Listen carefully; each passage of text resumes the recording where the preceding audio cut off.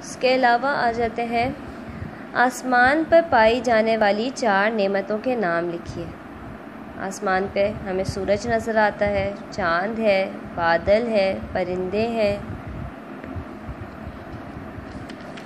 Next page पे आ जाते हैं,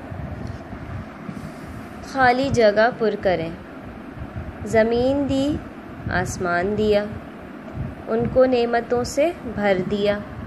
ये ब्लैंक्स आप लोग जो है अपने नज़म में से देखकर भी कर सकते हैं। हरदम करूं तेरा शुक्र अदा, सबसे बड़ा इंसान को क्या। इसके बाद आ जाते हैं हम पेज नंबर 5 पर। इसमें हमें बाग में पाई जाने वाली 4 कोई भी इस्म की तस्वीर बनानी है और उसके नाम लिखने। इस्म क्या है?